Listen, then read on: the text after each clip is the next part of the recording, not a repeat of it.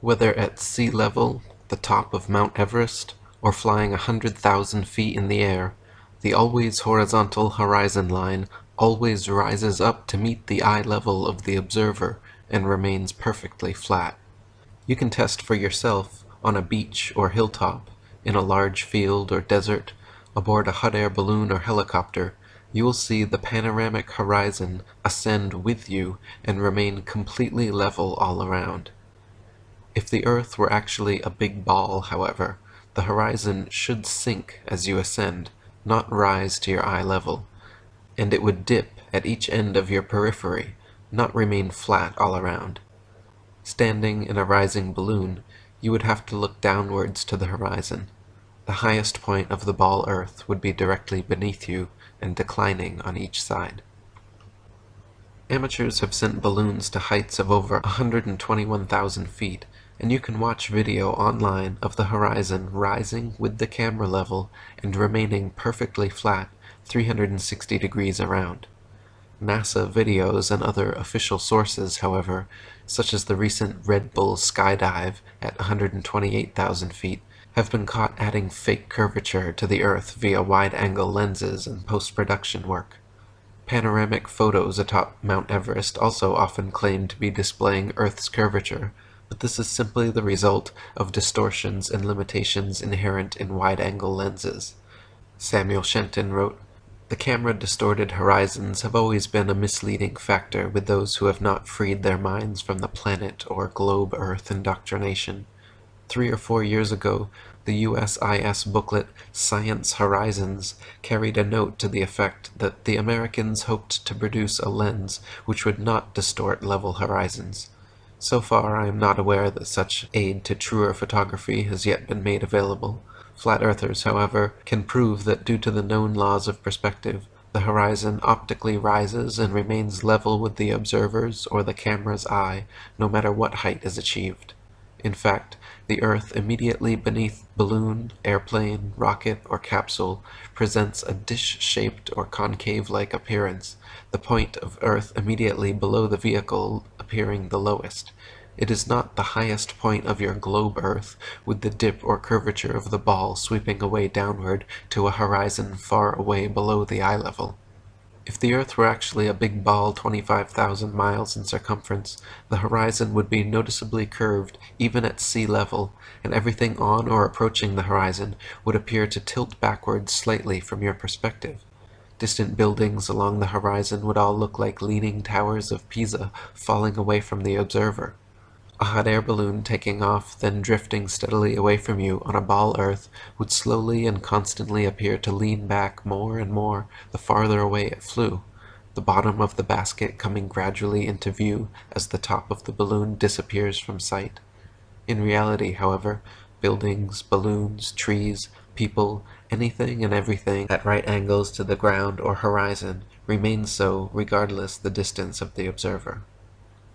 B. Chasbro wrote, "The marine horizon, from whatever position it is viewed, always appears to be, and is, in fact, a perfectly level line, and since this appearance is the same in all parts of the world, its surface must be level, and therefore the Earth is a plane.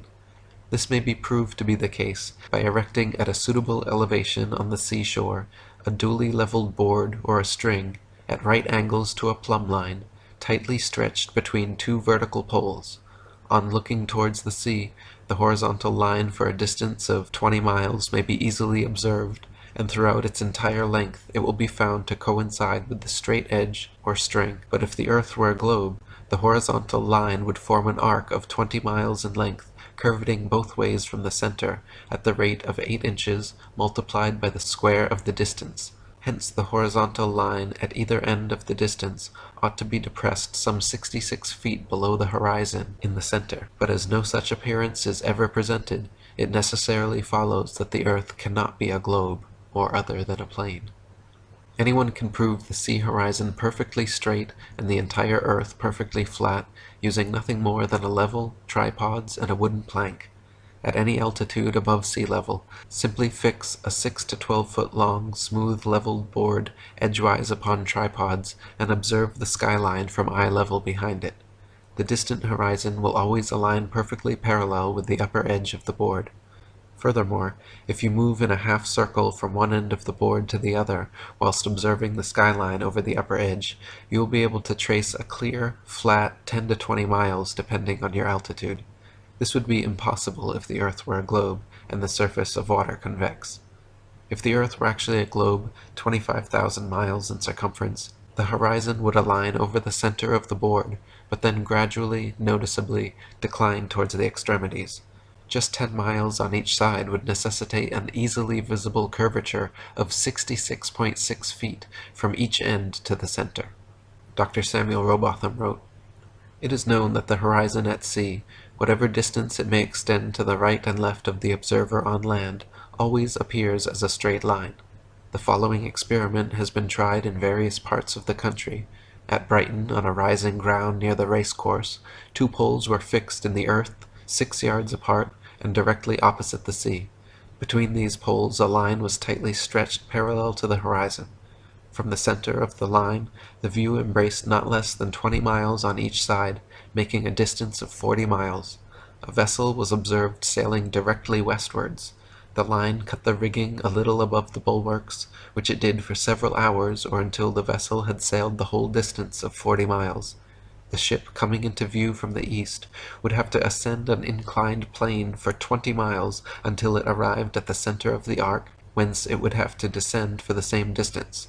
The square of 20 miles, multiplied by 8 inches, gives 266 feet, as the amount the vessel would be below the line at the beginning and at the end of the 40 miles. From the high land near Portsmouth Harbour in Hampshire, England, looking across Spithead to the Isle of Wight, the entire base of the island, where water and land come together, composes a perfectly straight line 22 statute miles long. According to the ball earth theory, the Isle of Wight should decline 80 feet from the center on each side to account for the necessary curvature. The crosshairs of a good theodolite directed there, however, have repeatedly shown the land and water line to be perfectly level. On a clear day from the high land near Douglas Harbour on the Isle of Man, the whole length of the coast of North Wales is often plainly visible to the naked eye.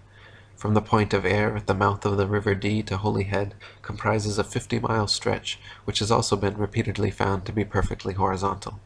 If the Earth actually had curvature of 8 inches per mile squared, as NASA and modern astronomy claim, the 50-mile length of Welsh coast, seen along the horizon in Liverpool Bay, would have to decline from the center point an easily detectable 416 feet on each side.